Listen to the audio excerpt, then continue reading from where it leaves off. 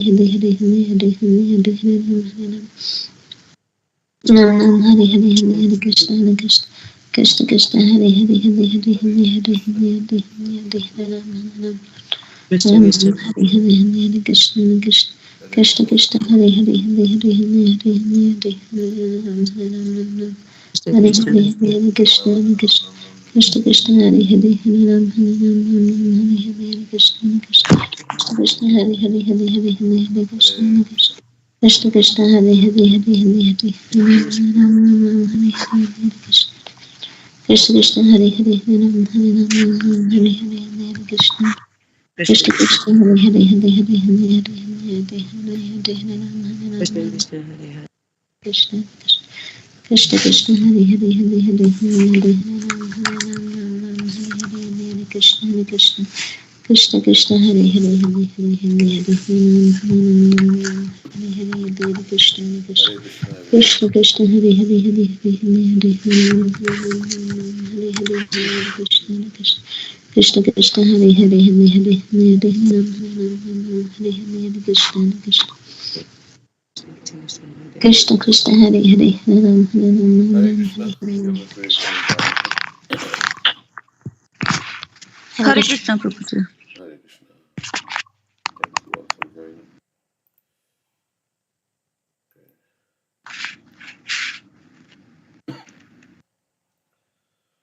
Okay, so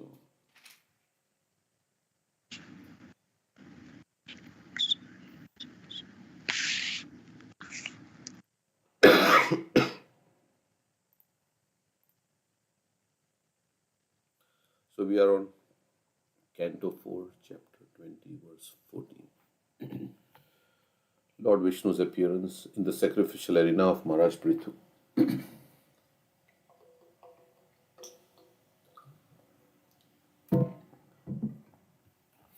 So Vishnu is speaking to Maharaj Prthu.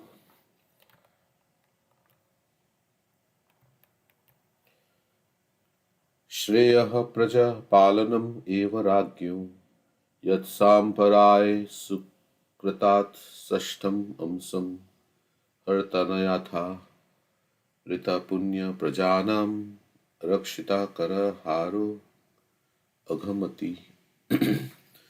To give protection to the general mass of people who are citizens of the state is the prescribed occupational duty for a king. By acting in that way, the king in his next life shares 1/6 of the result of the pious activities of the citizens. But a king or executive head of a state who simply collects taxes from the citizens but does not give them proper protection as human beings has the results of his own pious activities taken away by the citizens, and in exchange for not giving protection, for his not giving protection, he becomes liable to punishment for the impious activities of his subjects. So the king is saying that here he shares 1/6 of the karma of the people. We've heard that before. So it is very risky to become a king or a leader because they get 1/6 of the karma of the people. And if they do pious activities, he gets 1/6 of the pious activities of the citizens. So conversely, it must be true that if they do impious activities, then he must be getting 1/6 of the result of the impious activities of the people.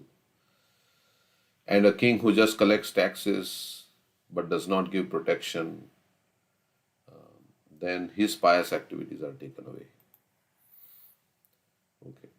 The question may be raised here that if everyone engaged in spiritual activities to attain salvation and became indifferent to the activities of the material world, then how could things go?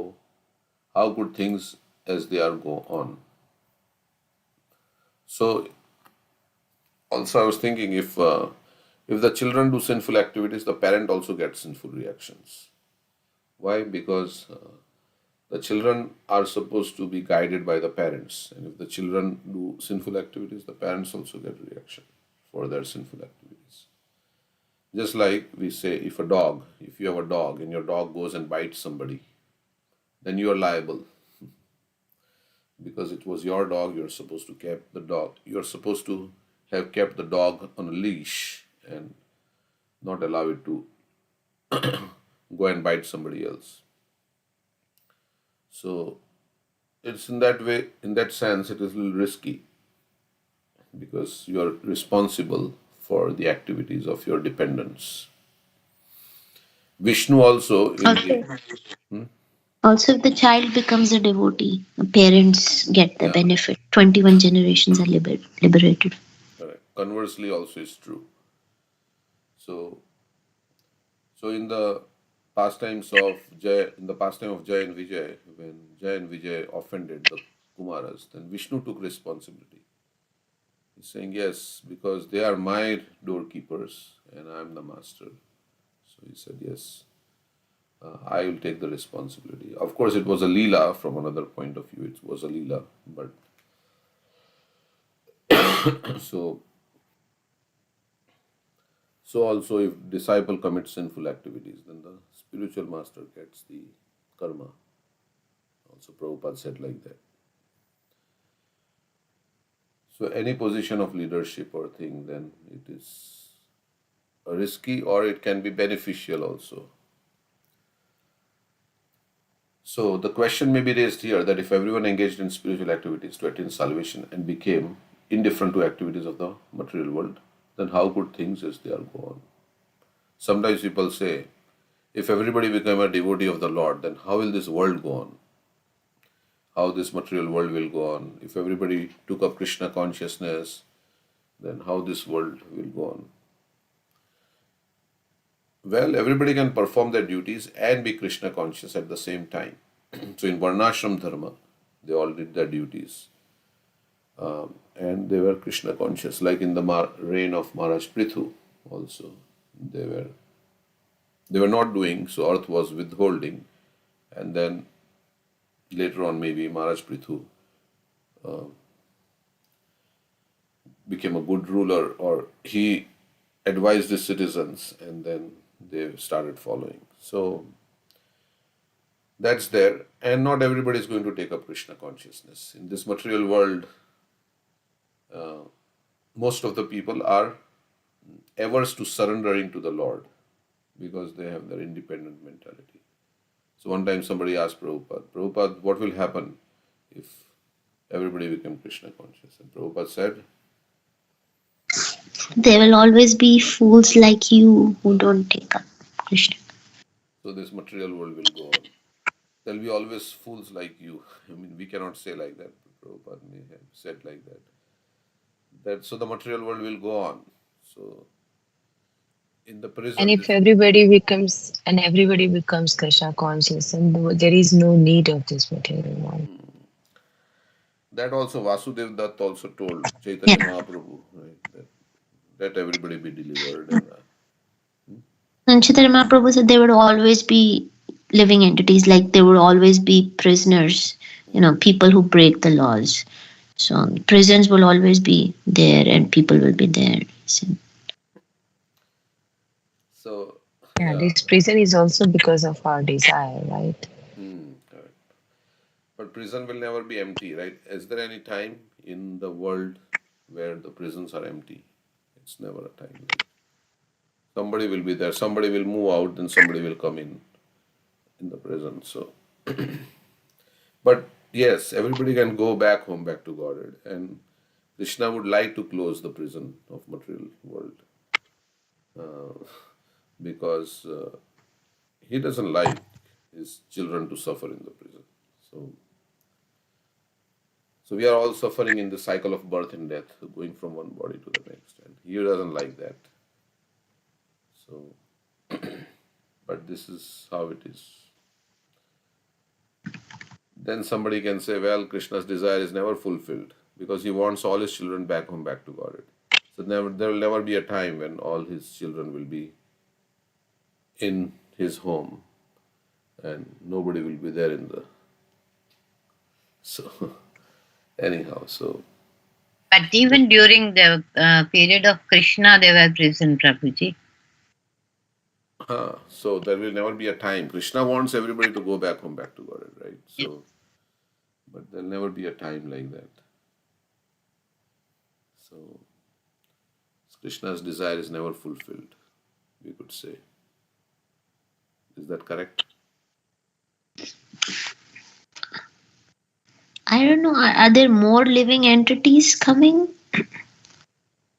Yeah, constantly there are. We can read that conversation between Vasudev Dutt and Chaitanya Mahaprabhu. How is he saying that material universe would always be there?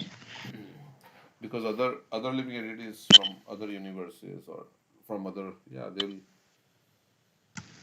be misusing their free will and then coming to this material world. I'm not sure. Yeah, we can take out that section. We can read. We have the link. Okay, so and if things are to go on as they ought to, how can a head of state be indifferent to such activities? In answer to this question, the word Shreya, auspicious, is used here. The division of activities in society, as arranged by the Supreme Personality of Godhead, was not blindly or accidentally created, as foolish people say. The Brahmana must do his duty properly, and the Kshatriya, Vaishya, and even the Shudra must do the same. So everybody should do their duty in a Krishna conscious way, and every one of them can achieve the highest perfection of life, liberation from this material bondage. This is confirmed in Bhagavad Gita 18:45. Sve sve karmanya abhirata sansiddhim labhate naraha. So by doing one's prescribed duty, one can attain perfection. Of course, we say there is horizontal duties and there is vertical duties, like that. Horizontal duties should be done in such a way that it enhances our vertical duty. Horizontal duty should not be performed at the expense of vertical duty. By executing one's prescribed duties, one can attain the highest perfection. Yeah, we will read this after this purport. Lord Vishnu advised Maharaj Prthu that a king,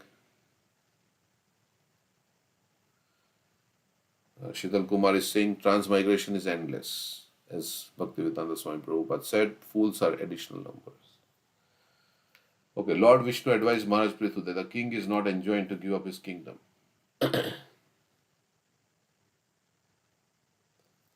And the responsibility of protecting the prajas or citizens to instead go away to the Himalayas for liberation.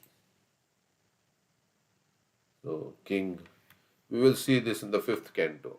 Priyavrat Maharaj, he wants to renounce, and then Brahma comes, Narad Muni is there, the Supreme Lord comes, and they say there is nobody to take charge of this kingdom. You have to.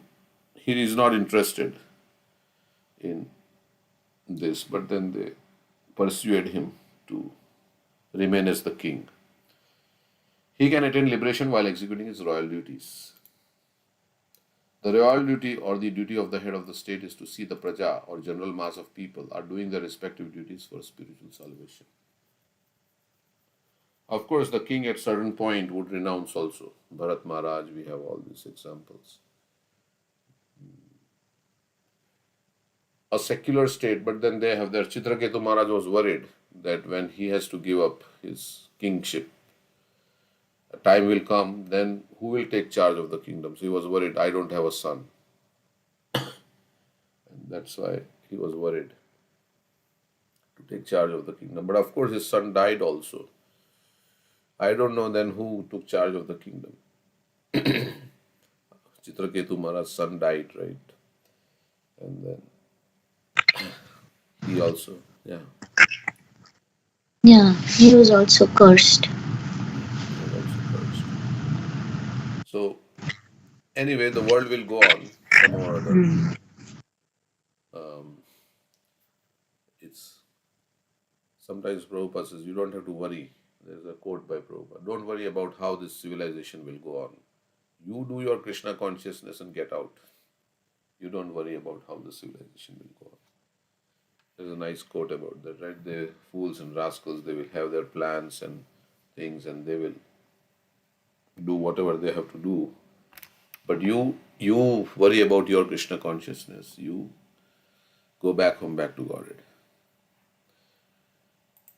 And help others, those who, whatever we can do. In the modern state, yeah, That's the quote. We'll read that in a second. Yeah, let's read it. Uh, Prabhupada is saying, I think I've explained this. Instead of contemplating what will happen to this world, you have got a short duration of life, say 50, 60 years. You chant Hare Krishna and go back home to Godhead. Don't consider what will happen to this world. The nature will take care of it. You don't puzzle your brain with these thoughts. Utilize whatever time you have got in your possession and go back home, back to Godhead. You cannot check it. Best thing is that you mold your life and go back home, back to Godhead. Oil your own machine. Instead of thinking what will happen, this will happen, because people will go on with the rascal civilization. Natural consequences will be there. You better take advantage of whatever time you have got and become fully Krishna conscious and go back to home. And we are thinking, and so then you are crazy. You are losing the opportunity of life. Therefore, I wrote that. Who is crazy? They have got this opportunity, human form of life, to make a solution of all problems, but they do not care for it. They are simply allured the temporary happiness of the body, and the body will finish within some years. That they do not take care. They think it is all in all, this body.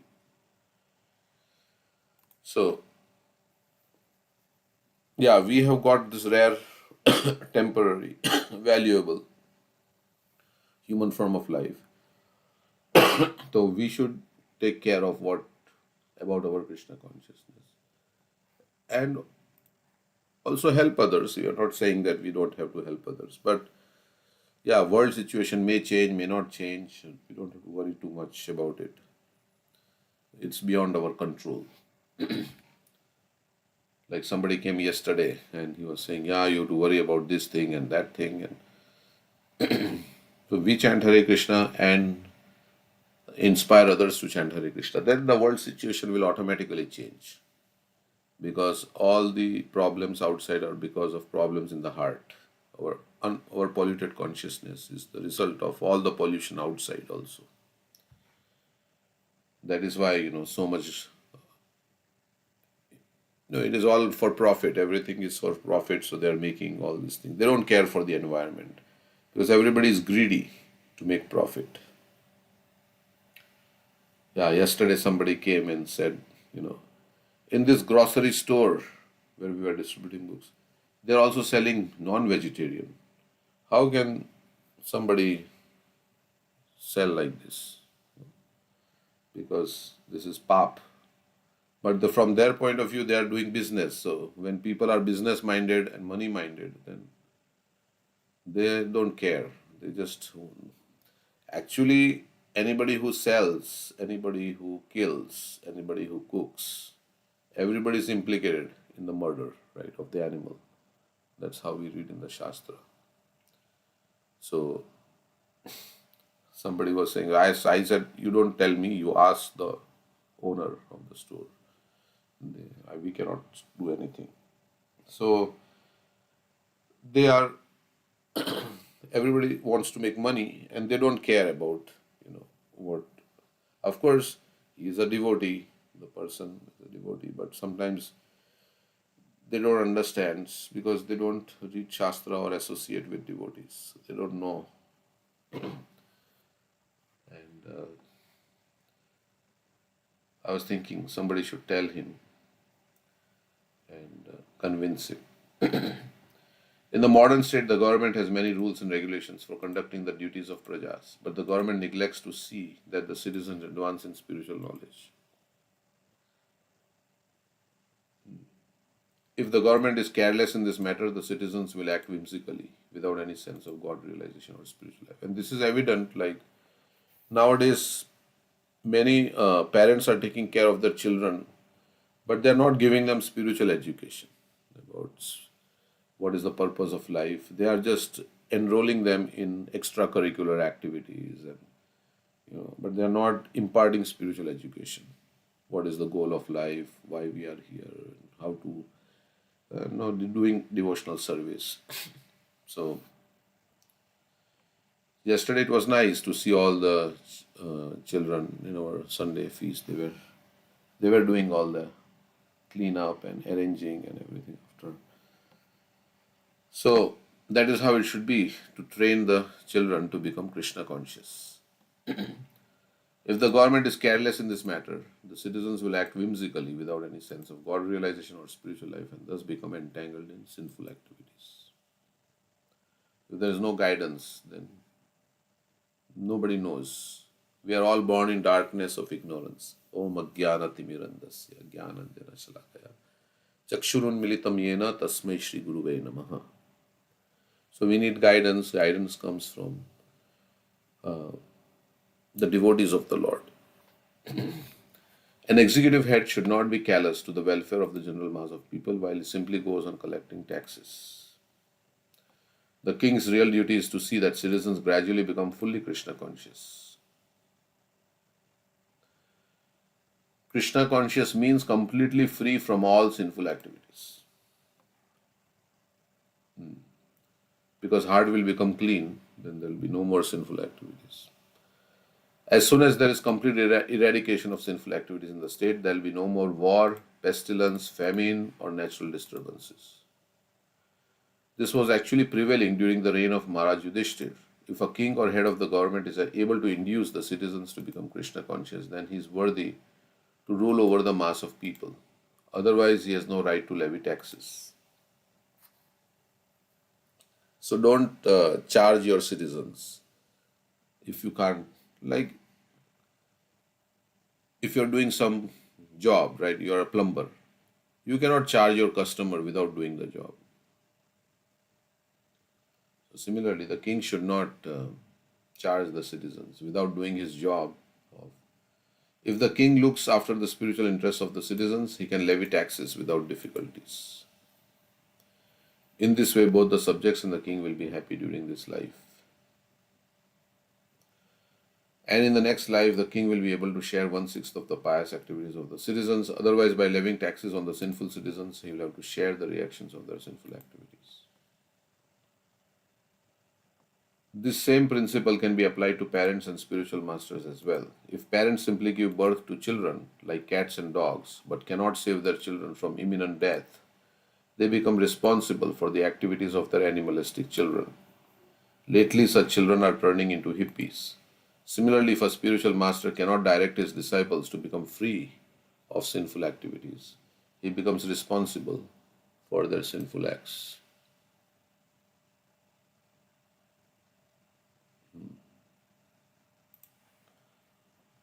These subtle laws of nature are known to the present leaders of society. Since the leaders of society have a poor fund of knowledge and the citizens in general, so leaders don't have knowledge and neither do the citizens. And the citizens in general are rogues and thieves. There cannot be an auspicious situation for him. That's why there is wars happening. There's always the threat of war. Right? And all these natural disturbances like earthquakes and famine and tsunamis happen. Prabhupada is saying like that here. At the present moment, the whole world is full of such an incompatible combination of state and citizens. And therefore there is constant tension, war and anxiety as an inevitable result of such social conditions. Okay, so if we do violence to others, then we'll get violence in return. We'll get pain. So many animals are being slaughtered. So the natural result of such violence by law of karma is that you also get pain by violence. And that is, it can happen anytime. So, or if it doesn't happen in this life for anybody, then next life it will happen. One can find oneself in the slaughterhouse. So many animals, so many cows, so many chickens, so many pigs are being slaughtered, right? All over the world, billions of animals are being slaughtered. Okay, so we'll read this section from Vasudeva. Where is that section? Where does it start? Start from 164. Okay, 160. Yeah, previous to this, Vasudev is saying that maybe 160. You deliver all conditioned souls. I have a petition. 160. Let's read from there.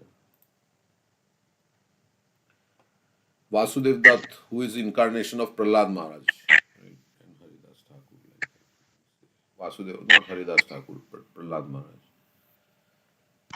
he's feeling, in Prahlad Maharaj's teachings also, prayers also, he's feeling very much compassion for everybody else. So Vasudev Dutt told Chaitanya Mahaprabhu, "My dear Lord, you incarnate just to deliver all conditioned souls.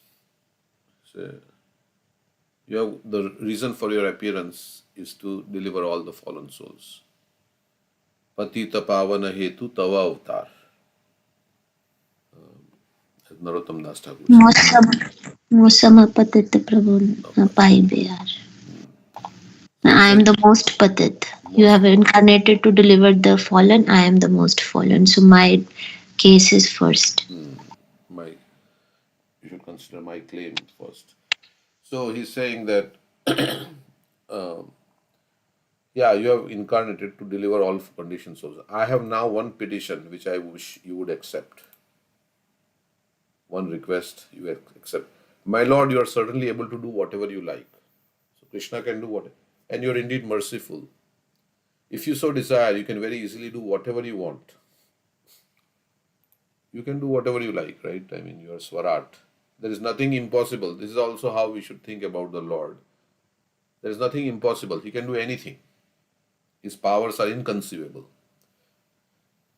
My Lord, my heart breaks to see the sufferings of all conditioned souls. Therefore, I request you to transfer the karma of their sinful lives upon my head. So he's saying, I will take all their karma. You give me the suffering for all their papa. Let me suffer. Nobody can say like that. And he really means it.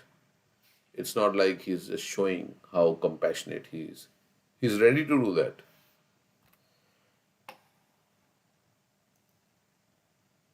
We want to get rid of our own karma, right? What to speak of taking other people's karma on our. So can you imagine how much Vasudeva Dutt is compassionate? My dear Lord, let me suffer perpetually in a hellish condition, accepting all the sinful reaction of all living entities. Please finish their diseased material life. So, Prabhupada says, this is Vaishnava.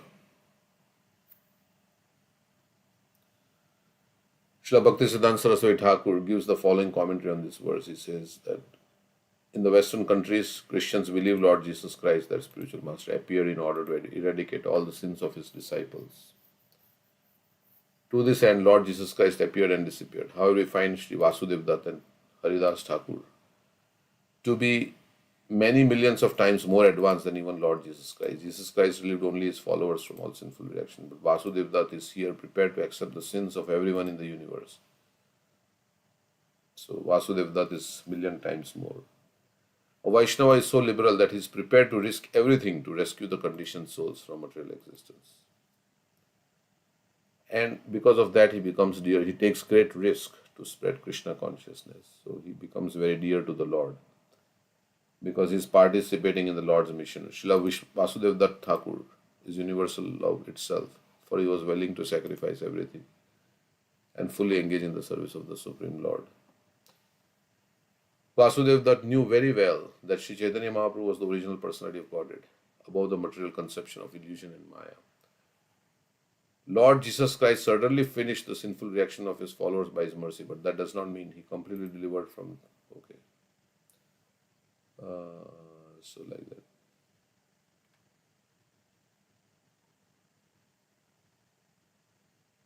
So Vasudev Dutt is saying, yes, what has been a big purport. So let's see next words. When Sri Chaitanya Mahaprabhu heard Vasudev Dutt's statement, his heart became very soft. Tears flowed from his eyes and he began to tremble. So he was thinking about the compassion of Vasudev Dutt, how compassionate. In a faltering voice, he spoke as follows. Accepting Vasudev Dutt as a great devotee, the Lord said, such a statement is not at all astonishing because you are incarnation of Prahlad Maharaj. It appears that the Lord has bestowed complete mercy upon you. There is no doubt about it.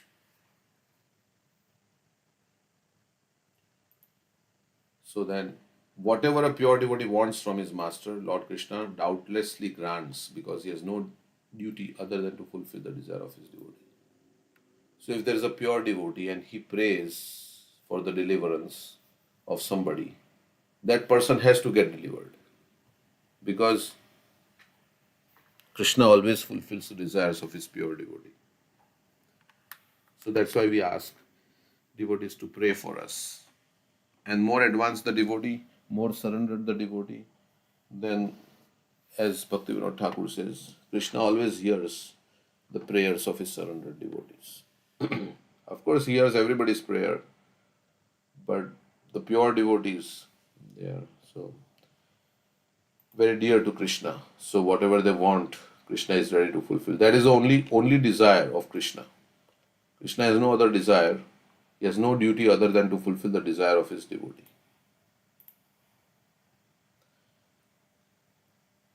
Just as the pure devotee wants always to serve Krishna, that Krishna also has no other desire than to serve his pure devotees. If you desire the deliverance of all living entities within the universe, then all of them can be delivered without your undergoing the tribulations of sin. So he says, Chaitanya Mahaprabhu says, you don't have to take the karma.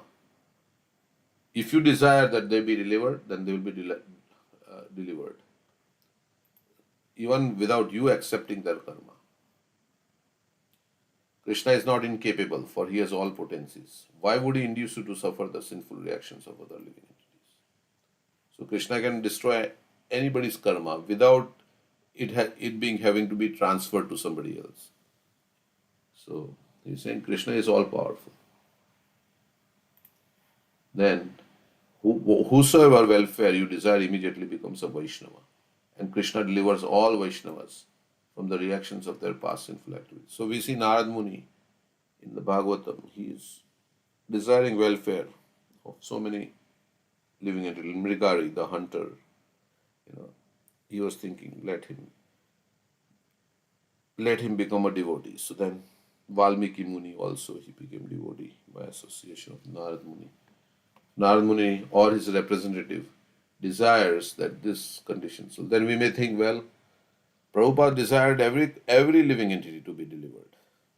Right? So that's why so many are getting delivered. But here, let's see. Whosoever welfare you desire immediately becomes a Vaishnava. And Krishna delivers all Vaishnavas from the reactions of their past sinful activities.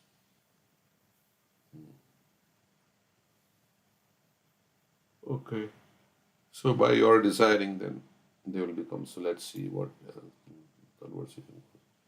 Let me offer my respectful obeisances unto the original personality of Godhead Govinda, who regulates the suffering and enjoyments due to fruitive activity. He does this for everyone, from the heavenly king Indra down to the smallest insect, Indragop. That very personality of Godhead destroys the karmic reactions of one engaged in devotional service. This is a famous verse from Brahma Samhita. Yastvindra Gopam Athavendram Aho Swakarma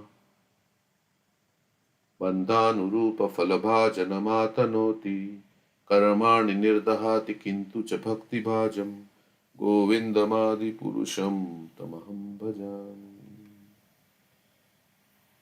So Krishna can destroy anybody's karma.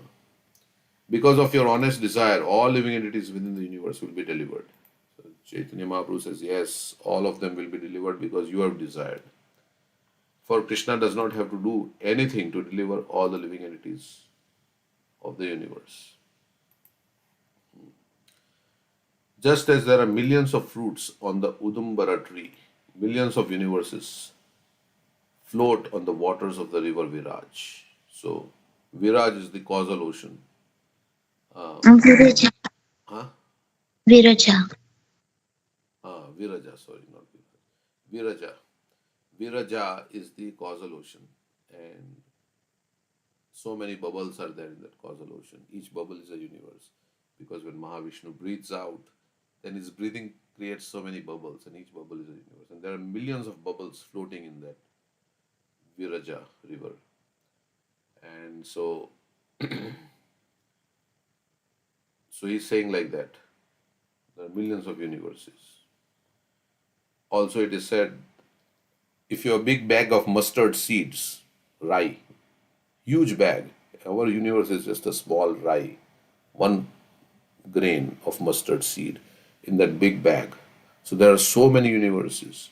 Our universe is the smallest, and there are bigger universes, and everything is filled with population. There are so many people living in all these universes, so many living entities. So he's saying like that the Udumbara tree is filled with millions of fruits, and if one falls down and is destroyed, the tree does not even consider the loss. Okay, so there are many fruits. In the same way, if one universe is vacated due to living entities having been liberated, that is a very little thing for Krishna. He does not take it very seriously. I mean, that is a pleasing thing for Krishna, right? Because if one universe is delivered. So, Mahaprabhu is saying that you are talking about this universe, but there are millions of universes. And there are living entities in all these universes in this material world. The entire spiritual world constitutes the unlimited opulence of Krishna, and there are innumerable Vaikuntha planets there. And in the spiritual world, there are innumerable planets. The causal ocean is considered the surrounding waters of Vaikuntha Lok.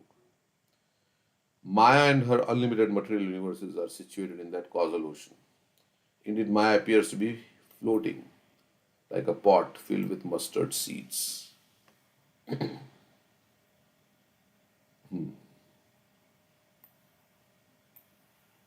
Okay, of the millions of mustard seeds floating in that pot, if one seed is lost, the loss is not at all significant. Similarly, if one universe is lost, it is not significant loss to Krishna. I don't know why they are thinking it as a loss, because it is a gain for Krishna, because all the living entities in that world are coming back to Krishna. To say nothing of one universal mustard seed, even if all the universes and material energy are destroyed, Krishna does not even consider the loss. If a person possessing millions of wish fulfilling cows loses one she goat, he does not consider the loss. Yeah, you have millions and millions of dollars. If you lose $10, you don't think it is much. Krishna owns all six opulences in full. If the entire material energy is destroyed, what does he lose? I don't know why they're talking in terms of loss. Sri Chaitanya Mahaprabhu continued, O my Lord, O unconquerable one, O Master of all potencies, please exhibit your internal potency to conquer the nations of all moving and inert living entities. Due to nations, they accept all kinds of faulty things, thus provoking a fearful situation. O Lord, please show your glories. Chaitanya Mahaprabhu, in the role of a devotee, is praying to the Lord. You can do this very easily, for your internal potency is beyond the external potency, and you are the reservoir of all opulence. You are also the demonstrator of material potency. So he is praying to the Lord and saying, okay, so what is there going to happen? In this way, Chaitanya Mahaprabhu described the good qualities of. So what was Mahaprabhu's answer? That even if one universe is delivered, then there are millions of other universes, right? That's what he said. But didn't Vasudev Dutt said everybody in all the universes be delivered? So it's a little bit confusing, right? What does Mahaprabhu mean when he says that one universe is lost? But if Vasudev Dutt may want everybody in all the material universes to be delivered, then what is the answer? I don't know. I thought there was mention of prison somewhere. Maybe it's another section.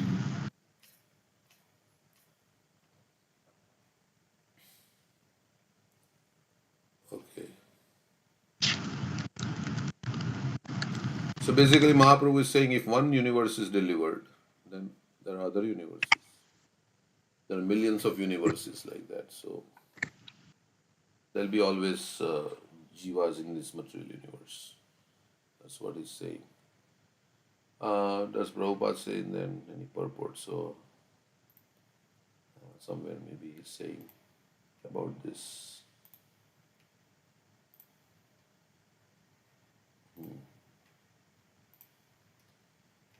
Or in some conversation, he may have said something. Okay, anyhow. So this is the compassion of Vasudev Dutt. He wants everybody to be delivered.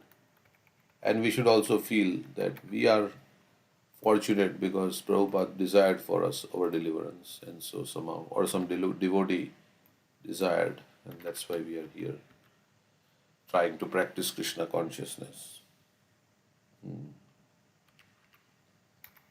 It's the mercy. But then mercy is for everybody. So then why everybody is not taking up? So there is some credit because those who have taken the mercy. We honor the devotees, right? There are so many devotees. There are many advanced devotees. Why? Because they have surrendered to Krishna. So we honor them. And because they have surrendered used their free will to surrender to Krishna. So, okay. So what is this section? Similarly, like that, sun is here, sunshine is for everyone, right? But if you put yourself under the black curtain or not allow the sun to come, so similarly, the mercy is there, the devotee is going out. I mean, you have experience that you all have distributing books, talk to the devotees, do sankirtan, prasadam. But still, these credits, of course, these credits are collected for them. So yeah, mercy is there, but it somehow everybody has their own choice as well. Yeah, this is the verse. Yeah, so this is also same conversation happening with Haridas Thakur. And yeah, we can read. Yeah. Okay, so Haridas Thakur is saying, yeah, He's talking about loud chanting. He's also asking the deliverance of everyone. yeah. On this Maybe earth, 68. from 67, right? Yeah. On this earth, there are many living entities. The Lord said, some moving and some not moving. What will happen to trees, plants, insects, and other living entities? So, how will they be delivered from material bondage? So, Chaitanya Mahaprabhu is saying that what about the animals and insects and how they will be delivered from material bondage? And then Haridas Thakur replied, my dear Lord, the deliverance of all moving and non-moving living entities takes place only by your mercy. You have already granted this mercy and delivered them. You have loudly chanted the Hare Krishna mantra, and everyone moving or not moving has benefited by hearing it. So Haridas Thakur is saying, you have chanted Hare Krishna mantra so loudly, they have all heard. My Lord, the moving entities who have heard your loud sankirtan have already been delivered from bondage to material world, and after the non-moving living entities are like trees hear it, there is an echo. So it's the trees chanting, something like that. Actually, however, it's not an echo. It is the kirtan of the non-moving living entities. All this is inconceivable. It is possible by your mercy. When loud chanting of Hare Krishna mantra is performed all over the world by those who follow in your footsteps, all living entities, that's why we should chant in Sankirtan, go out and chant. And by hearing the chanting, then people are getting delivered. My dear Lord, all the incidents that took place while you were going to Vrindavan through the forest known as Jharikanda have been related to me by your servant Balabhadra. Haridas Thakur is saying, yes, I know everything. When your devotee Vasudev Dutt submitted his plea at your lotus feet for deliverance of all living entities, you accepted that request. So yeah, you wanted to deliver. Vasudev Dutt wanted to deliver everybody, and you accepted his request. My dear Lord, you accepted the form of devotee just to deliver fallen souls of this world. You have preached the loud chanting of Hare Krishna Mahamantra, and in this way freed all moving and non-moving living entities from material bondage. Sri Chaitanya Mahaprabhu replied, if all living entities are liberated, then the entire universe will be devoid of living beings. Mahaprabhu is saying, then there will be nobody left here. Haridas said, my dear Lord, as long as you are situated within the material world, you will send to the spiritual sky all the developed moving and non-moving living entities in different species. So as long as Mahaprabhu was present and those who were there at that time, they got delivered. Then again you will awaken the living entities who are not yet developed and engage them in activities. I don't know what that means, but in this way, all moving and non-moving living entities will come into existence and the entire universe will be filled as it was previously. So again, some souls will come into this material existence. While we are preaching, opposing elements argue, if all living entities were delivered by Krishna consciousness, what would happen then? The universe would be devoid of living entities. So Prabhupada is saying, yeah, if prison is empty, there is not a problem. It's good. Even if everybody in the prison is freed, then other criminals will fill it again. A prison will never be vacant, for there are many prospective criminals who will fill the prison cells, even if the present criminals are freed by the government. So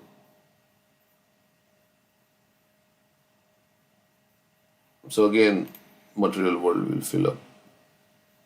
So when Lord Ramchandra was there, he delivered everybody in Ayodhya, and then he filled Ayodhya with other living entities. So all the Ayodhya Vasis were delivered. My dear Lord, you have set a plan in motion by descending to the material world, but no one can understand how you are acting.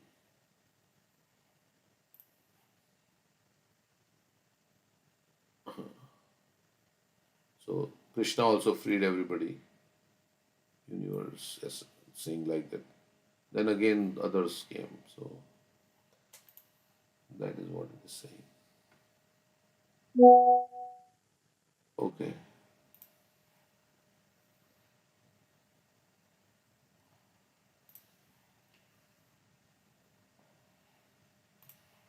So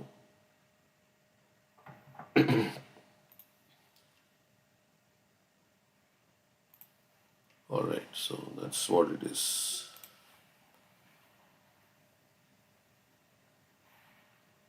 So let's go to the. So it's 7:50. We can stop here. Bhagavatam. Anybody like to say anything?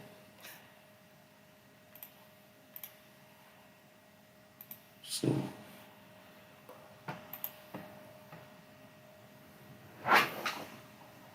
I can sing something.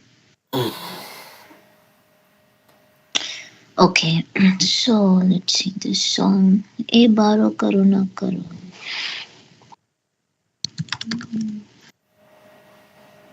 Paste it.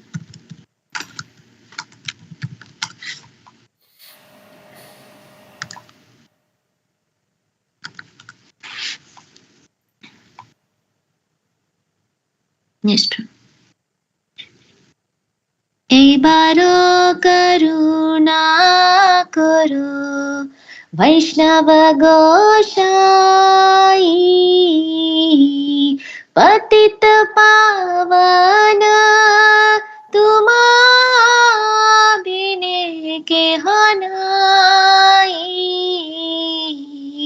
जहारा निकटे गेले पाप दूरे जाए ए मन दयाला प्रभु के बा कोठा पाए गंगारा पराशा होइले पाश्चात्य पावन दर्शने पवित्र करो तुम्हारा गुण हरि स्थाने अपराधी तारे हरि नाम तुम स्थाने अपराधी नहीं परित्राण तुम्हारा हृदय सदा गोविंद विश्राम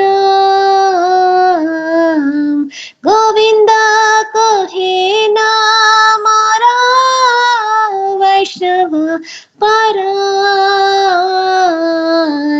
प्रति जन्मे कोरी आशा चरणे राधूली नरतमे करो दया अपना रबोली एबार करुणा करो वैष्णव गोसाई पतित पावना तुमा बिने केह नाई हरे Krishna Krishna Krishna Hare Hare Hare Ram Ram Ram Hare Hare. Translation. O Vaishnav Goswami, please be merciful to me now. There is no one except you who can purify the fallen souls. Where does anyone find such a merciful personality by whose mere audience all sins go far away? After bathing in the waters of the sacred Ganges, many times one becomes purified. But just by the sight of you, the fallen souls are purified. This is your great power. The holy name delivers one who has committed an offense to Lord Hari. But if one commits an offense to you, there is no means of deliverance. Your heart is always the resting place of Lord Govinda. Lord Govinda says, the Vaishnavas are in my heart. I desire the dust of your holy feet in every birth I may take. Please consider Narottam Das and be kind upon him. So Narottam Das Thakur is praying to Vaishnavas. Please be merciful to me.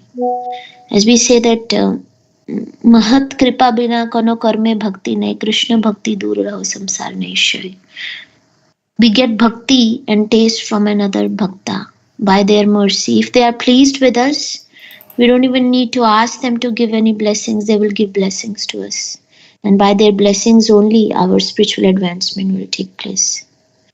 And Vaishnavas are very merciful. Vancha kalpatarubhyascha kripa sindhu bhaivacha. What's the next? Kripa sindhu bhaivacha patitana pavanebhyo vaishnavibhyo namo namaha. They are like Chintamani trees. They are very merciful. They can fulfill the desires of everyone just like desire trees. And they're full of compassion for the fallen conditioned souls.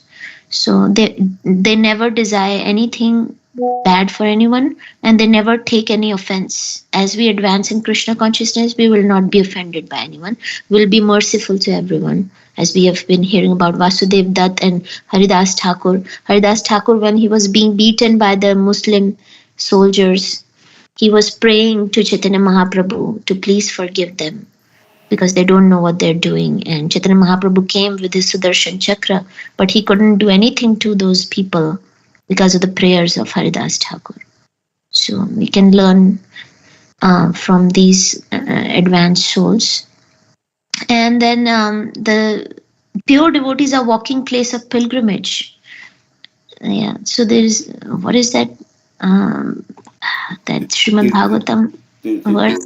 Tirthi kurvanti tirthani. Tirthi kurvanti tirthani. Yeah, they are walking place of pilgrimage. After taking bath in the Ganges many times, we will not be purified. But even seeing a pure devotee once, just by their sight. There's another verse in Bhagavatam which says that just seeing a devotee, I can find that later. But if a pure devotee glances at us, then all our sins are gone. And if we commit offense to the holy name, if we commit an offense to the Lord, then if we chant the holy name, those offenses can be taken care of. But if we commit a Vaishnava Aparadh, unless that particular Vaishnava give us mercy, or some other Vaishnava on their behalf gives us mercy, then until then, Krishna will not forgive us. So this Vaishnava Aparadh is known as the mad elephant offense, as we were discussing, that we can grow this garden and put so much hard work in growing the garden, but in 1 minute, if the elephant enters the garden, it will destroy the whole garden. So we might have done so much chanting, attended so many Mangal Aartis and retreats, and but in one moment, if we hurt a Vaishnav with our body, mind, or words, then the garden of bhakti is destroyed. Our taste is destroyed in bhakti. And Krishna always resides in the heart of his devotees, as in the passing of Ambarish Maharaj, Durvasa Muni. Durvasa Muni offended Ambarish Maharaj, so Lord is saying that my heart was hurt because devotees are in my heart. Sadhavo hridayam mayam sadhunam hridayaptoham. And so Bhakta Pada Dhuli or Bhakta Pada Jal Bhakta Bhukta Vishesha Teen Mahabal. We should always desire the dust from the lotus feet of the devotees, the water that have washed their feet and their remnants. And always desire association with advanced devotees. This is a prayer of all pure devotees. Prahlad Maharaj, Dhruva Maharaj, Parikshit Maharaj. All of these devotees are saying that no matter where you place me, just put me in the association of advanced devotees in every lifetime. So thank you, Prabhuji. Yeah. So many people saw Srila Prabhupada and just by seeing him, they became attracted and attached to him. And, their life changed. Like that air hostess, right? She took some Mahaprasad of Srila Prabhupada like that. And she must have been attracted by his personality. So that is there, but sadhus are always to be heard, not to be seen. And of course, seeing also can be beneficial, but sometimes seeing Duryodhana also saw Krishna. But, hard Seeing may also mean seeing their achar, Acharya, like correct. how they are behaving with others, how they are chanting the holy name, how much ecstasy they are having, joyfully they are performing their services, right? Yeah, like it gives you inspiration to see how much they are in love with Krishna. Like when Chaitanya Mahaprabhu was during the Rath Yatra, he was exhibiting symptoms of ecstasy in public, and everybody was seeing. Historians have noted that this Rath Yatra during Chaitanya Mahaprabhu's times reached like peaks. So many people, bhakti was at its peak level because of Chaitanya Mahaprabhu's, and he generally didn't show such symptoms of ecstasy, but in Rath Yatra he did show, and there was the devotees were seeing, the general public was seeing. There was interaction between Lord Chaitanya and Lord Jagannath, and there was interaction between Lord Jagannath and all the other devotees and all the public also. So there were a lot of interactions going on in the scene. Even Prakashan and the Saraswati pastime, they were first of all influenced by the effulgence that was coming from Correct. Chaitanya Mahaprabhu, as if millions of suns. So yeah, it's a I connection even was of the. no. You go ahead. After that, I'll say. No, no, I was saying sadhu sangha, sarva shastra, lava matra sadhu sangha. Even little association with a devotee can change.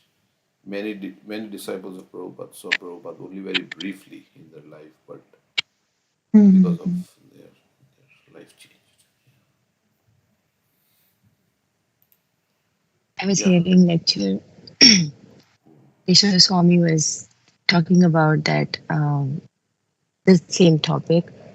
So he was saying that like the job of sadhu is the two things. First thing is to create faith and to create doubts.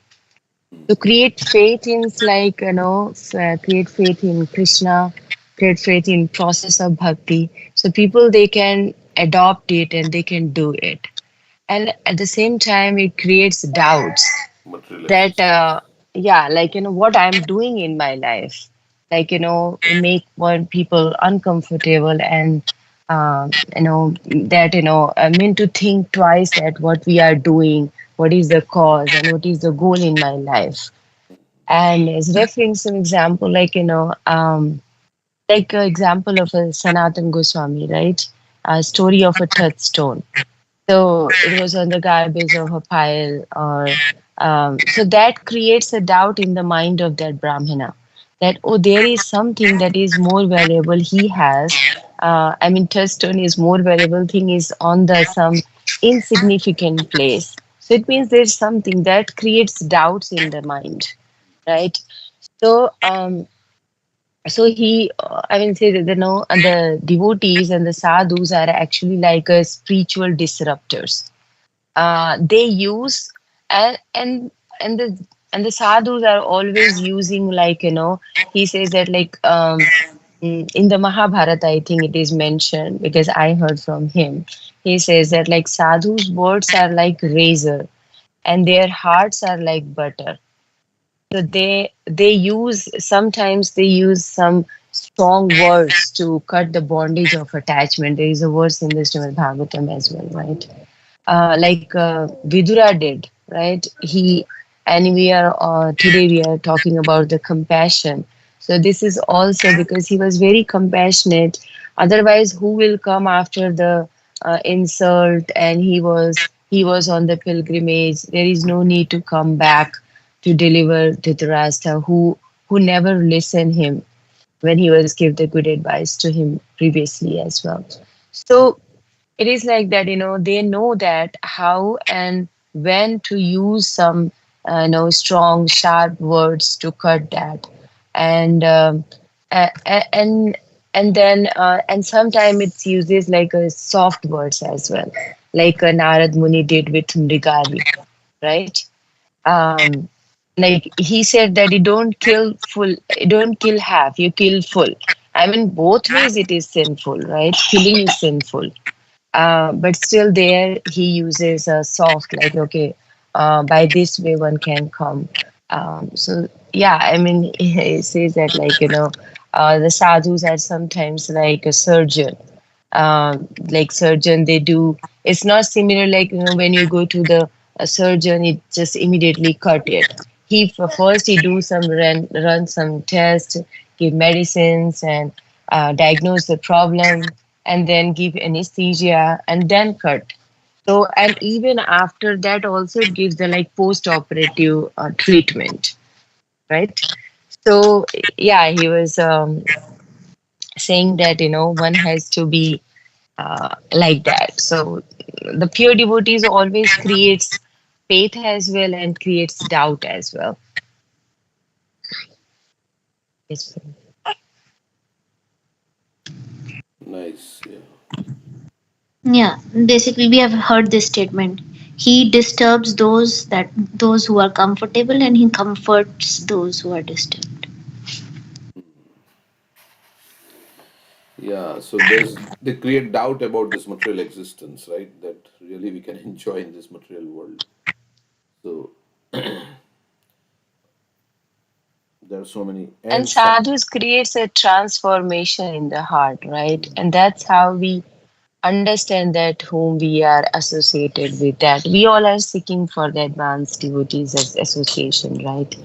So we understand by these way that if something creates a transformation in the heart, and when the pure devotee speaks, it happens, right? correct. It's like it's their realization spoken through their words, and that touches our heart, and it changes the heart of the listener. So yeah, it's true. Okay, so we can read some prayers quickly. Also, did you get the dancing white elephants? Uh, yes, tomorrow I will. It's there. Let me see if I can find it. You can, yeah, you can read today. We will hear, but tomorrow we will. I'll get, after this call, I'll just go and get it because I'm forgetting after this. So you can just read. some portion. Okay, bro. I will. Nearby was a large vacant ground where a huge pandal was constructed every year for the Vedanta Sammelan. And at the end of the pandal was a stage where Srila Prabhupada or whoever the speaker was would sit, and where we would stand and perform kirtan. At 4 o'clock the first morning and each morning thereafter, we congregated in Srila Prabhupada's room for Mangala Arti and Kirtan before his small Radha Krishna deities. We felt fortunate to have such intimate association with our spiritual master. Prabhupada played mridanga and led the chanting of the Guru Ashtaka. Afterward, he had the pujari distribute to each devotee a bit of the fruit and sweets that had just been offered to the deities. Then he had us read aloud from Srimad Bhagavatam. Generally, when we were with Srila Prabhupada, we would have our right hands in our bead bags so that we could use every moment for chanting. One morning, a devotee asked, "Our right hand is in our bead bag, so we can chant. So, is it all right to accept the prasad in our left hand and pop it in our mouth?" Always practical, Prabhupada replied, "Yes, you can take the shortcut." Later that morning at the Sammelan, Prabhupada spoke in Hindi to thousands of devotees. Everyone loved his address, and the committee members honored him by making him the president of the event. The program was scheduled to run for several hours in the morning and evening, but Prabhupada did not limit his preaching to those times, as a constant stream of visitors came to meet him in the room, seeking his blessings. "Just see how they treat a saintly person," he told us, appreciating this vestige of Vedic culture. There were moving morning and evening sessions. Guru Das, our main preacher, gave the evening lectures, and I spoke in the mornings when there were fewer people. One evening, to refute the impersonal philosophy, Guru Das told the audience, "If it's all one, then why don't you give me your wife to enjoy?" And his example offended the Indians' sensibilities. The organizers asked Prabhupada to assign another disciple to speak in the evenings, and Prabhupada chose me. Each night I would pray that my words would be pleasing to Prabhupada. I knew that if he was pleased, Krishna would be pleased, and that the audience would progress in Krishna consciousness. And I would pray to the Paramatma, the Lord within the hearts of all the people listening, to inspire them to receive my message, Srila Prabhupada and Lord Krishna's message favorably. The morning after one of my talks, I had simply repeated what I have been reading in Srila Prabhupada's books about devotional service and the spiritual master. I happened to walk by. Sorry? You can summarize after some reading. So that what is Okay. So these devotees, they are giving classes morning and evening also. But he's saying that Prabhupada was he was engaged all the time, not just for several hours in the morning or the evening, but Prabhupada, all people were coming all the time. So his preaching was going on all the time. That was one thing I was thinking. And then he's saying that this devotee, he made a statement, about Mayavadi. He's saying that, he could have used any example that all is not one. So he said this, if everything is one, then you can give me a wife to enjoy. So this hurt the sentimentality of the people. So I think we can learn example. We can use appropriate examples. That so that nobody would be offended. And then Giriraj Maharaj was giving the evening lectures, and this Guru Das was giving morning. So now everybody asked to change the speaker. So Giriraj Maharaj also started giving the morning lectures. And then before giving the lectures, he's saying that each night I was praying that my words be pleasing to Prabhupada, because if Prabhupada is pleased, then Krishna will be pleased, audience would be pleased. And he was also, before giving the class, he was praying that the Paramatma and everyone in the audience, will inspire everyone to receive the message that is being said in the class so that they can take up in their life favorably. So I thought that we can practice that as well before speaking, because ultimately why we are speaking is to benefit ourselves and to benefit others in their lives, not just, to show that we have so much knowledge. That is not the point why we speak. So we can, and also when we give the books, some people pray to the super soul within the heart of, so that they are inspired to take the book. So I think we can start to practice like that. We can pray for the other person that they take up this bhakti process seriously. Anything else anybody wants to add till what we have read so far? Okay, I'll continue. One more page. The morning after one of my talks, I had simply repeated what I had been reading from in Srila Prabhupada's books about devotional service and the spiritual master. I happened to walk by Prabhupada, who was on the lawn outside his quarters getting his massage. I was hearing you speak this morning, he said. You spoke very nicely.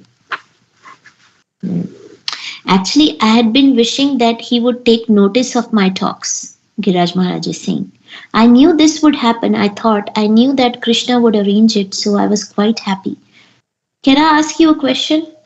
I requested. When Prabhupada approved, I asked, how can we know when we feel that a voice is telling us something? How do we know whether it is a super soul or whether it is Maya? Receiving direction from the super soul will come later, he said. For now, it's best just to depend on the orders of the spiritual master. I often had questions for Prabhupada, and at one program I asked a question about asking questions. One or two of the leading devotees had been instructing the rest of us that we should not bother Prabhupada by asking so many questions. But when I asked, Prabhupada replied that it was the duty of the disciple to ask questions. I was encouraged that if I had any question or doubt, I could bring it up to him and he would answer. Prabhupada was more aware of our activities than I realized. Wherever we went, I carried the teachings of Lord Chaitanya with me, and every free moment I had, I read. I didn't think my practice got Prabhupada's attention, but at a program one day he said, yes, Giriraj is trying very hard to understand our philosophy. And from his statement, I understood that he had noticed me reading his books and trying to understand the philosophy. In fact, he knew our natures, what we were doing and everything about us, even things we wanted to hide. When one of his servants, Devananda Swami, who had the habit of disappearing to secluded places to rest, couldn't be found one afternoon, Prabhupada said, well, don't worry, he's sleeping incognito somewhere.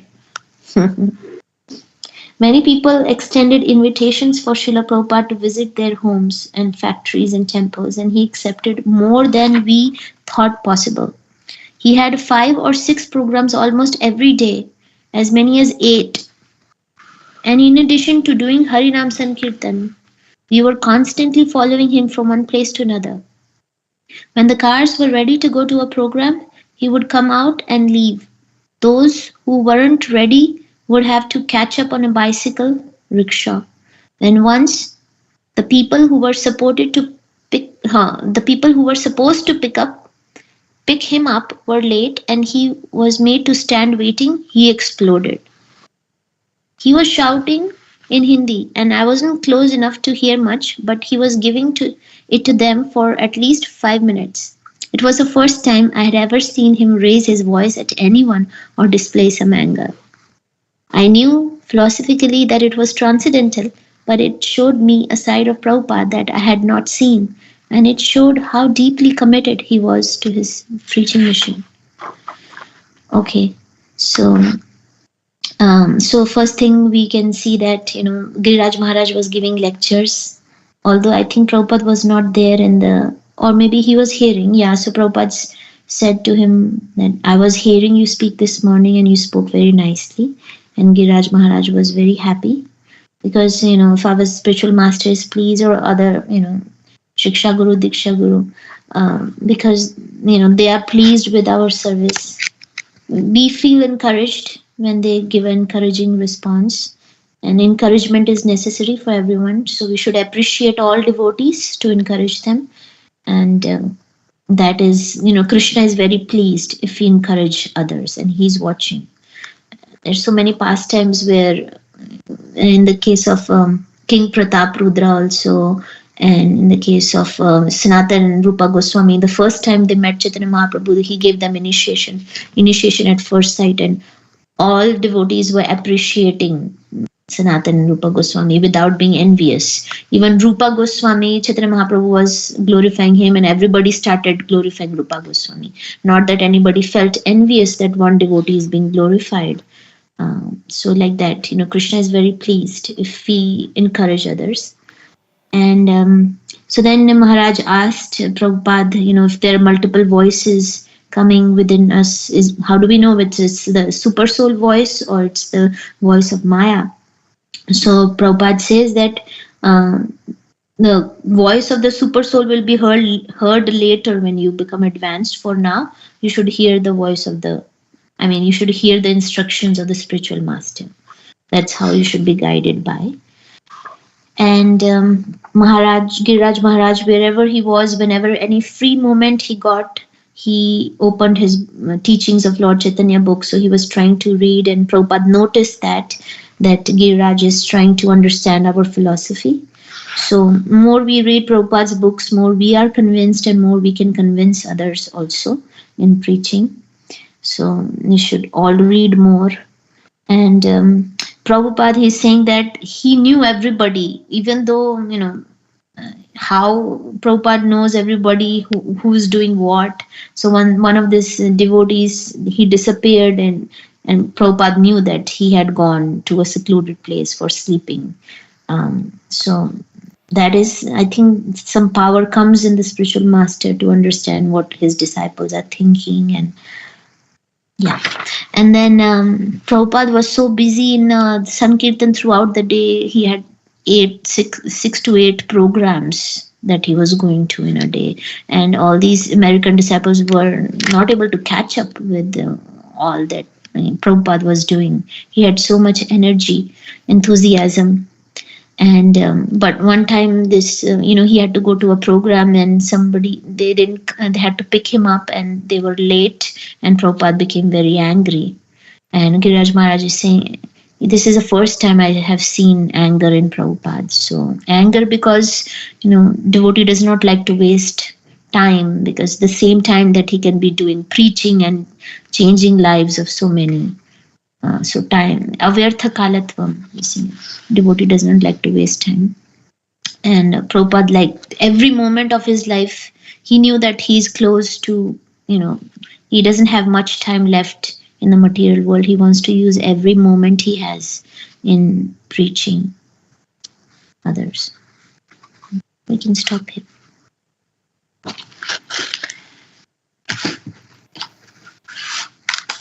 Okay, I want to read some prayers by King Indra to Lord Krishna.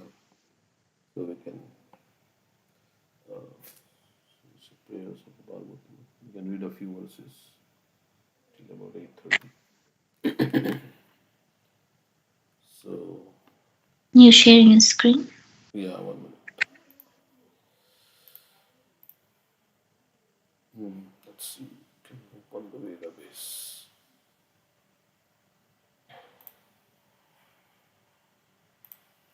So this is after Indra realized his mistake in trying to, harm the Vrajvasis and kill all the Vrajvasis by showering rain. So he comes down with Surabhi cow and offers prayers. So these are some prayers from the 10th canto. This is verse number 27, 4 to 13. There are about 10 verses. Okay, so we'll see what Indra says. We can read maybe 2-3 verses each. King Indra said, your transcendental form, a manifestation of pure goodness, is undisturbed by change. So first, everybody is glorifying Krishna in their prayers usually. So he's saying that your transcendental form, a manifestation of pure goodness, is undisturbed by change. shining with knowledge and devoid of passion and ignorance. In you does not exist the mighty flow of the modes of material nature, which is based on illusion and ignorance. So Krishna's form is not disturbed, is same, and is Satchidananda Vigraha. It is pure. So that's what he's saying first. And then next verse, what does he say? How then could there exist in you the symptoms of an ignorant person, such as greed, lust, anger, and envy, which are produced by one's previous involvement in material existence, and which cause one to become further entangled in material existence? So he was lusty for power. So he's saying that your form is not like that, about like the conditioned soul who is influenced by lust, anger, greed, and again he becomes entangled in. And yet, as the Supreme Lord, you impose punishment to protect religious principles and curb down the wicked. So Krishna's punishment is an act of mercy. So, okay, so then you can read three verses. You are the father and spiritual master of the entire universe and also its supreme controller. Still glorification only. Your insurmountable time imposing punishment upon the sinful for their own benefit. Indeed, in your various incarnations, selected by your own free will, you act decisively to remove the false pride of those who presume themselves masters of this world. So Krishna is time, Krishna Vande Jagat Guru, Krishna is the father, Aham Bija Pradapita, he is the supreme controller, Sarvaloka Maheshwaram, his Kalosmi, his time, and based on time, then all the karma is fructifying. So you're punishing all the sinful. So like that he's saying, you are father, you are spiritual master, you are supreme controller, you are time. You act by your own free will in various incarnations, and you remove the pride of those who are thinking as masters. So it was his case like that. So his case was like that. He was thinking that he's very proud. So he's saying you remove the pride. So now we'll see what you want to read. Next three verses we can read. We can take turns. Anybody like to read 3 verses? Yes, I can read. Even fools like me who proudly think themselves universal lords quickly give up their conceit and directly take to the path of the spiritually progressive when they see you are fearless even in the face of time. Thus you punish the mischievous only to instruct them.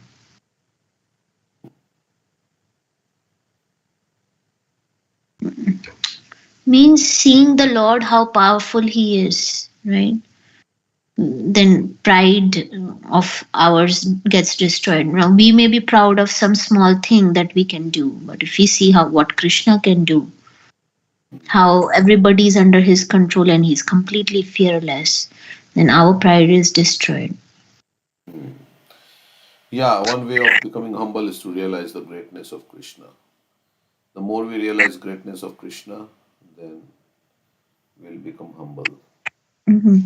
And he punishes only out of his mercy. You see, you punish the mischievous only to instruct them, like a parent punishes a child so that the child improves and doesn't hurt himself in the future. Yeah. Okay, so next verse. 3 verses. Engrossed in pride over my ruling power, ignorant of your majesty, I offended you. O Lord, may you forgive me. My intelligence was bewildered, but let my consciousness never again be so impure. So out of pride, I offended you. You please forgive me. And in the future also, let my consciousness never be impure. What did he say in the previous 1 minute? He said, yeah, seeing you, then they become purified. Okay, okay, so ninth verse. You descend into this world, O transcendent Lord, to destroy the warlords who burden the earth and create many terrible disturbances. O Lord, you simultaneously act for the welfare of those who faithfully serve your lotus feet. Well, destroy the warlords. I mean, he's benefiting everybody, right? Those demons who he's killing, he's benefiting, he's purifying them. And also, of course, the devotees, he acts on their welfare. Okay, so next verse. Anybody else wants to read?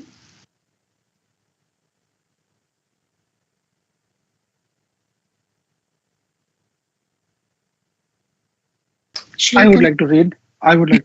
Yes, Prabhu.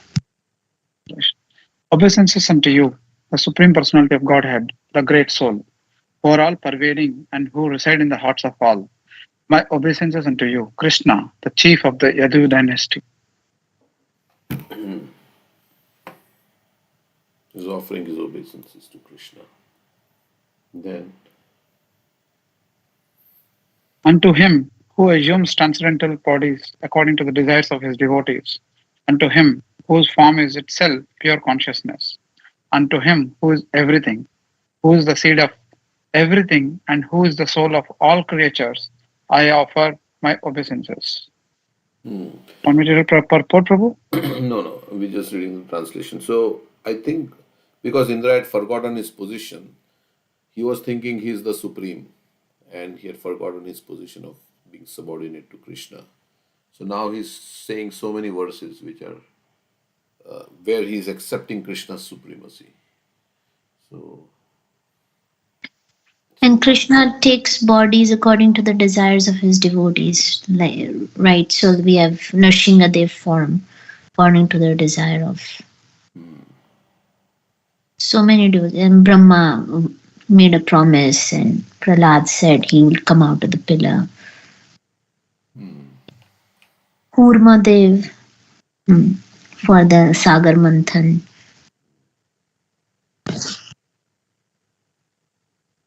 okay, keep going. Next verse. Right? How many verses? 3 My verses. dear Lord, Yeah. when my sacrifice was disrupted, I became fiercely angry because of false pride. Thus I tried to destroy your coward community with severe rain and wind. With severe rain and wind. So he's remembering what he did. Okay. You can I finish. can read. Or, Prabhu. Yeah. Oh, sorry. I thought yeah, it. please, Mataji, please go ahead. This is the last verse. Yeah. Okay, Prabhu. O Lord, you have shown mercy to me by shattering my false pride and defeating my attempt to punish Vrindavan. To you, the Supreme Lord, Spiritual Master, and Supreme Soul, I have now come for shelter. So yeah, he's talking about the Govardhan Leela, right? How God has broken his false pride. So I take shelter of you. That's what it's saying here.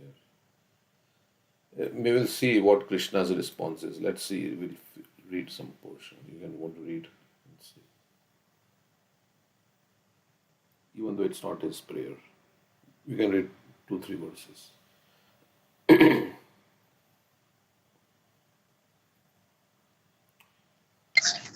You wanna read, Prabhu? No, you can read if you want, like 2-3 verses.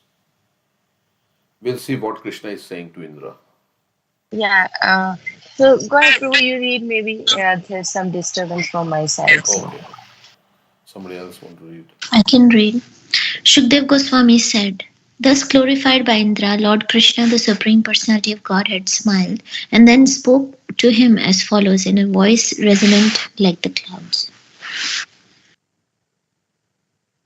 The Supreme Personality of Godhead said, my dear Indra, it was out of mercy that I stopped the sacrifice meant for you. You were greatly intoxicated by your opulence as King of Heaven, and I wanted you to always remember me. So when we are proud, we forget Krishna.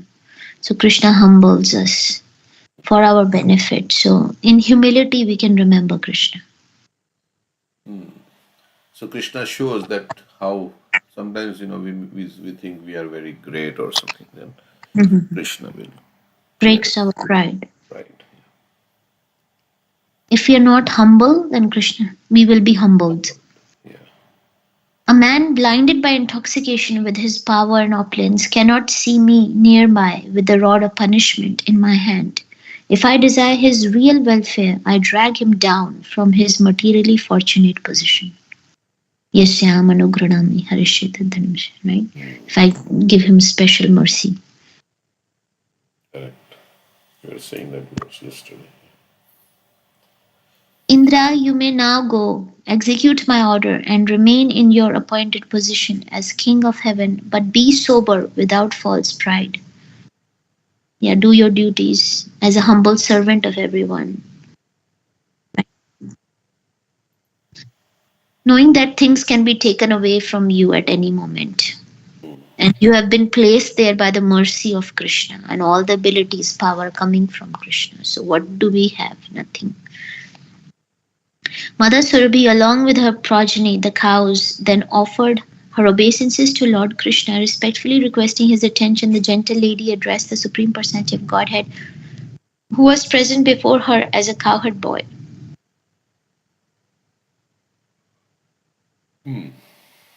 Okay. Mother Surabhi is speaking. 1 minute, let me change the view here. 27. So Krishna said, what did he say that? Yeah, You go back and do your duty. do the duties and be sober without false pride. Use my mercy, okay. So then Surbi is saying, okay. Mother Surabhi said, Yeah. should we read one? No, Krishna's, I think, is over, right? Oh, yeah, Krishna is over. So it's okay now. We can read some other. We have this Gita book, right? We have not read sometime. Let me see. We can read some things from.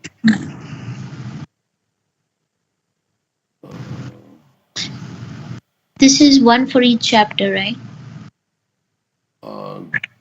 No, this. Yeah, if you open the header, Yes. it's 18. Mm. So he's summarizing kind of like the theme of the chapter.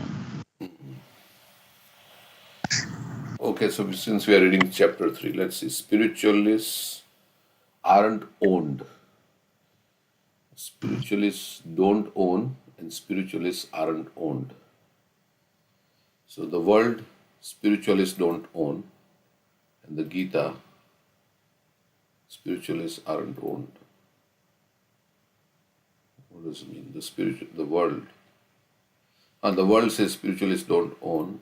The Gita says spiritualists aren't owned. Okay, let's see what it means. And read this. Yeah. Continue some reading. You can read. Next one. Spiritual and material are at polar opposites. The natural conclusion may then be that the spiritual journey veers away from the things of this world.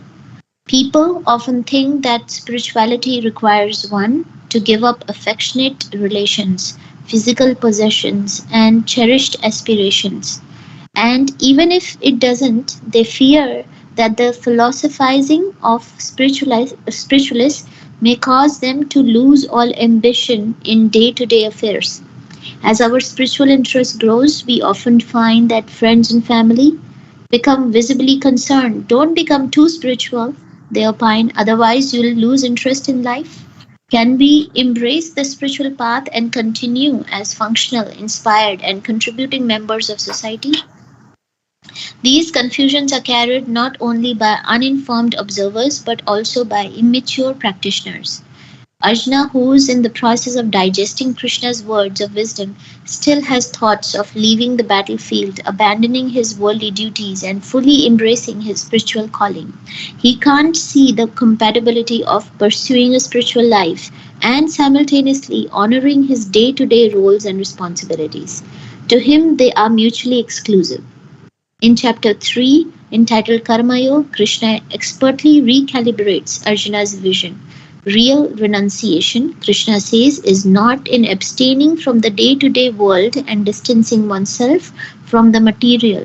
Rather, it's about giving up the greed, selfishness, and envy that causes us to utilize material things in self centered and exploitative ways.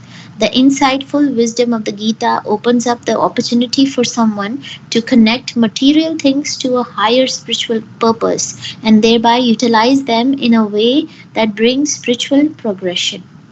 Everything in our life, be it our work, wealth, family, or possessions, can be integrally engaged as part of our spiritual growth. Those same things, when inappropriately used, bind us to misery.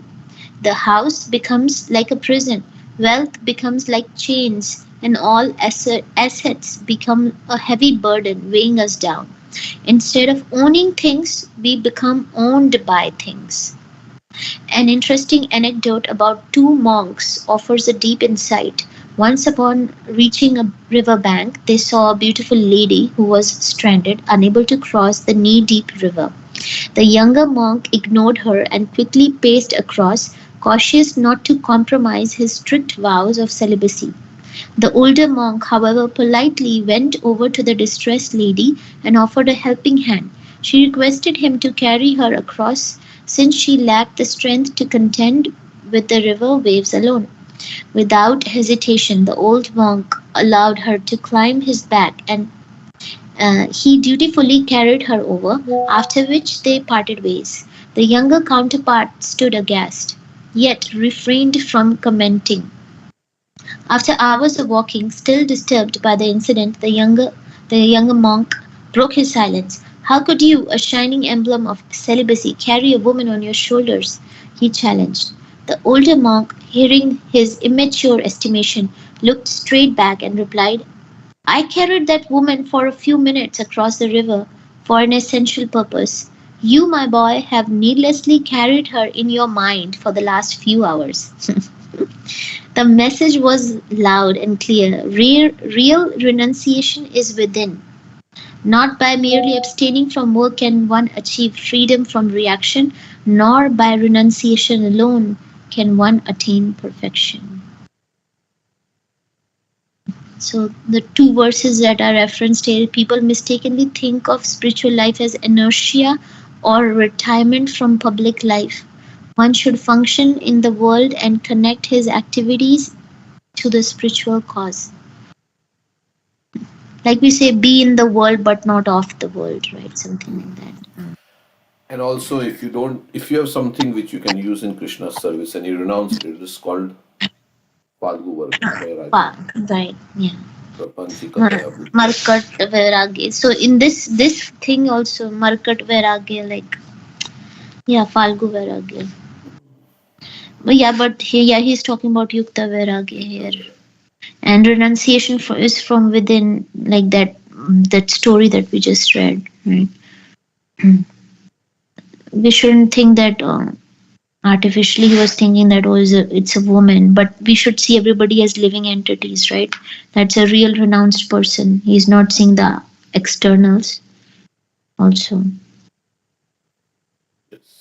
And renunciation of the lust, anger, greed, envy, jealousy is important, not just to change the external life. Right.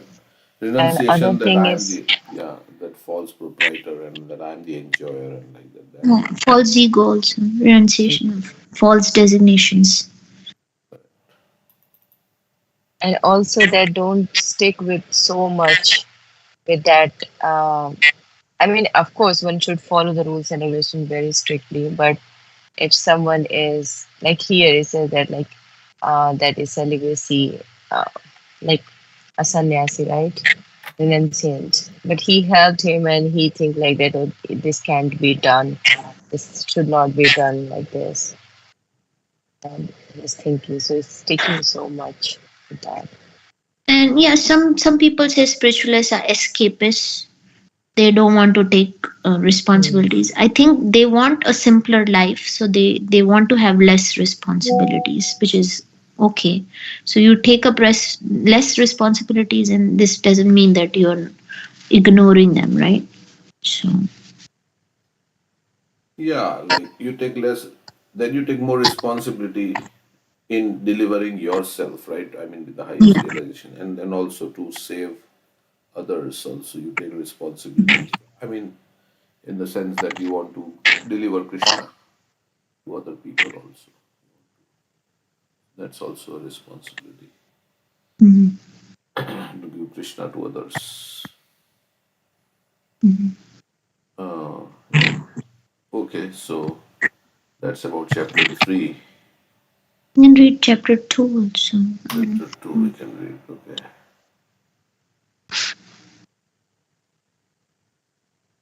So it says, ask first, act later. The world says, act first, ask later. Krishna says, ask first and then act later. So look before you leap. So Mhm. see what is good for you and then you act. Not that you act and then say whether it's good or bad. Right? So, So, did we understand what the third chapter one? Can you go back to that? The world and the Gita. Sure. Spiritualists don't own. Spiritualists aren't owned. Means they give up everything. The world thinks as spiritualists, they give up everything. They don't own anything. but spiritualists aren't owned means they are not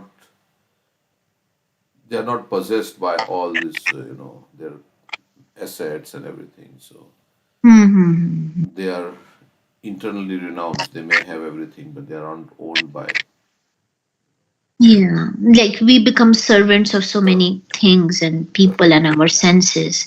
So the spiritualists are own. I mean, they are the only. They are servants of Krishna, not servants of anyone. So they aren't controlled by other external things. So Mm-hmm. what is the acronym for third chapter? Oh, Gita life, the life. He has an acronym for like second chapter. The acronym is Gita. Gita. Mm. G means Guru. I means identity.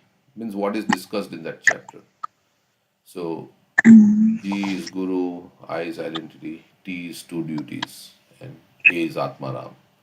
So what are the qualities Okay, of the chapter three's tree. Here, I'm pasting the link. three? It's It helps you remember what is in that chapter. Some acronym. So the tree.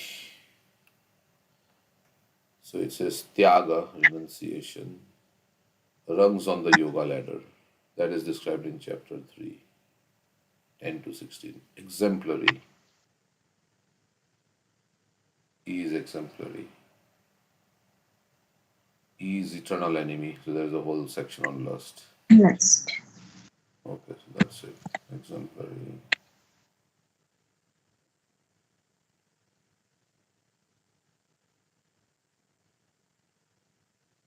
Okay, so let's read about chapter 2. There, here. Is this like it is not a downloadable thing? It's No, he has removed that downloadable. okay. All right. So we'll go to the second chapter, see what it means.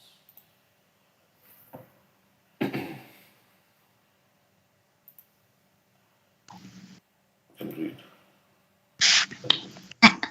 Okay. Ask first, act later. Okay, we read that. The urge to find pleasure drives everything we do. Capitalizing on this universal urge, society has trained us to seek satisfaction through romance, sports, the arts, education, our professions, and much more. Yet we are often left with feelings of dissatisfaction and emptiness. Dalai Lama, when asked what surprised him most about humanity, he answered, man, because he sacrifices his health in order to make money. Then he sacrifices money to recuperate his health. And then he is so anxious about the future that he doesn't enjoy the present, the result being that he does not live in the present. or the future. He lives as if he is never going to die, and then dies having never really lived. Are we confused? Before deciding where to invest time, resource, and effort, a wise person clarifies their purpose. It seems logical to start with the question why. Unfortunately, since we live in a world which is endlessly active, we are often seized by the powerful current of busyness, neglecting to question how best to utilize our valuable life on earth. People think religion later, spirituality later, God later, first get on with life. In chapter 2, we witness a role reversal. Arjuna seeks the counsel of Krishna, his chariot driver, who should be the one receiving orders. He inquires about his predicament, purpose, and how happiness can actually be found. Though surrounded by intensity, Arjuna makes time to recalibrate his vision. He resolves to ask first, act later. In response, Krishna reveals something simple but profound. You're not this body, he says, but an eternal, indestructible spirit soul. We are spiritual beings on a human journey. When our decisions factor in this crucial understanding, it reroutes our entire life trajectory, as Arjuna will himself experience. Once a group of friends visited New York and hired out the penthouse suite on the Hilton's 80th floor. They dropped off their bags and headed out for a bite of a Big Apple. After exploring the hot spots, they returned exhausted and tired, only to find a sign on the hotel's ground floor which read, "Lifts out of order." Cursing and complaining, they reluctantly walked to the staircase, began their ascent, taking turns to tell each other stories to make it a little less painful. Having reached the 70th floor, they turned to one of his friends who had been unusually quiet and asked him to share something. "My story is complete tragedy," he said. "We are about to reach the 80th floor, but I forgot the room key at the reception desk."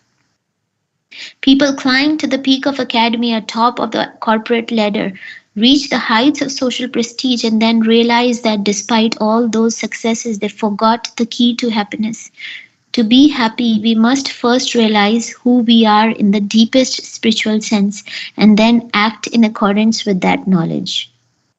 Curiosity sits within, and existential questions confront all of us at some point in life. The earlier we ask, the wiser we become, the more purposeful our life will be. Einstein reminds us, never stop questioning. Curiosity has its own reason for existing. And this verse he quotes from Bhagavad Gita. Now I'm confused about my duty and have lost all composure because of miserly weakness. In this condition, I'm asking you to tell me for certain what is best for me. Now I'm your disciple and a soul surrendered to you. Please instruct me. Next page. Human life is meant for inquiry into one's real purpose in life. Yeah, I think we were discussing how if we make a mistake in the first step of the math problem, the rest of the steps are wrong.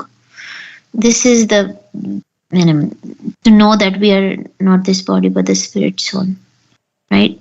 But we are thinking we this body and everything, all activities we're doing based on that. So it's like that story that we read. They're walking up to the 80th floor, but they've forgotten the key. Now they need to come down. Also, another thing they say is you walk up to the ladder, to the top, and you realize that your ladder is against the wrong wall. Every step that you were taking to go up is actually taking you away from your goal, right? So if we are in material consciousness, every step we are taking is actually making us more and more entangled. It's taking us away from our actual goal of going back home, back to Godhead. So earlier we realize, that's why I say wiser we become, easier it is. Otherwise, so many decisions we make in life, choices we make in it, becomes harder to get out of that entanglement. So he's saying that you may reach very high heights of material, positions like corporate ladder. You may be the CEO or type thing, but you'll not be satisfied if you are not spiritually happy. Mm-hmm. He also said that who was that the teacher was asking what they want to become, and everybody was saying doctor, policeman, whatever, and he said, "I want to be happy." This was also there in some of his this book or some other book that he has, Mhm. or the online one, I think. Let's see. Yeah, it's in the online one. It's John Lennon. John Lennon in the online one on chapter 2 only. When I was 5 years old, my mother told me that happiness was a key to life. When I went to school, they asked me what I wanted to be when I grew up. I wrote down happy. They told me I didn't understand the assignment, and I told them they didn't understand life. Yeah, that's nice. So whatever we are doing ultimately is to become happy. So he told, "What do you want to be in life? I want to be happy." So, but the wrong things we think will make us happy. So the most thing that is ingrained in all of us, the most deep thing, is that I will become happy by sense gratification. That's the very deep rooted conscious. It's very deep rooted in our consciousness of the conditioned soul. So for everybody in this material world, Actually, so it's the opposite, right? it's We the become opposite. more and more distressed. We become distressed by यही संस्पर्शजा भोगा दुख योनयः. So that's the consciousness that needs to be changed. It's the most difficult thing, and only when we get spiritual experiences and mercy of Krishna like that, then that consciousness can reverse and get higher taste and all that stuff. And knowing that what it will be if we become free from all our material desires, how happy we will be. Life will become so joyful and carefree, right? It'll be like all the burden will be taken away from my mind, and I'll act as a spirit soul, so free and so happy in Krishna's service. And Krishna will take care of me. That's another aspect to it, right? That surrender aspect is that Krishna will take care of me. And then, so all if all our it's like a big load will go off our brain, and we'll be so happy and joyful if we are engaged in Krishna's service, realizing that we are spirit soul. Ahetuki apratihata. All the time being engaged and without asking Krishna for anything. Yeah, then we'll be very happy. Brahma Bhuta Prasannatma na sochati na kankshati. If we just even realize this, that I'm not this body, I'm spirit soul, I have nothing to gain, I have nothing to lose, that itself will give you so much happiness from all the, wants of this. We want this, we want that, we want that, like that. I have nothing to Yes. gain, nothing to lose. I'm here just to serve Krishna. Yeah. So there is gross lust and there is subtle lust also, like right? Labha, puja, pratishtha, Yeah, desire for honor, respect, yeah. prestige. And if you become free from that also, desire for honor, name, fame, and gross desires, then we are free soul. Yeah. So I think I was seeing this letter that Prabhupada wrote to Hansadutta, right? Devotee. He's so much absorbed in his service to Krishna that he takes no time to become angry or take offense with others or find some fault. Because he's finding so much happiness and satisfaction in chanting Krishna's name, getting so much anand in reading about him, hearing about him, and doing his service that externally what happens in his life or what other people are saying, it does not bother him. Correct. It's like you're running. Yeah. Also, you're running with a load. When you're running with load, then what happens is you have to run and you work very very hard. But if you drop the load, then you can run freely. You feel, or you can immediately feel as soon as you drop the load, you feel a relief. Similarly, as soon as you drop all these demands and all this then you feel, oh, so nice. Why didn't I do this before? Hmm. It would have been so nice. Sometimes people say like that. Wish I had come to Krishna consciousness before, like that. And of course, in Krishna consciousness also, we have to become purified more and more. But give relief from And all also, we anxiety. need to realize how joyful it is to be with Krishna and Radharani and all the devotees in the spiritual world. That we will not be missing out on anything this material world provides, or we think that there is some happiness. So it's much. It's not even comparable. And even in the material world, you can be like, pure. Like you said, Jiva Vamarova, right? So, Yeah, so the devotee is feeling Krishna's presence in the, like Prabhupada was saying, my Guru Maharaj and Krishna is always with me. So we become pure, then we feel Krishna's presence, and we can enter into the pastimes, we can see the pastimes as if we are in the spiritual world. I think we read the purport yesterday where Prabhupada was saying that the devotees, even while living in the material world, they feel like they're in the spiritual world because they're feeling Krishna's presence around. Not yesterday, but the Saturday Shravanam, I read that in the purport was there. okay, it's 9 o'clock now. So thank you for comments, and participation, and association. We'll stop here for now. Thank you, Prabhu. Hare Krishna. Hare Krishna. Thank you, Prabhuji.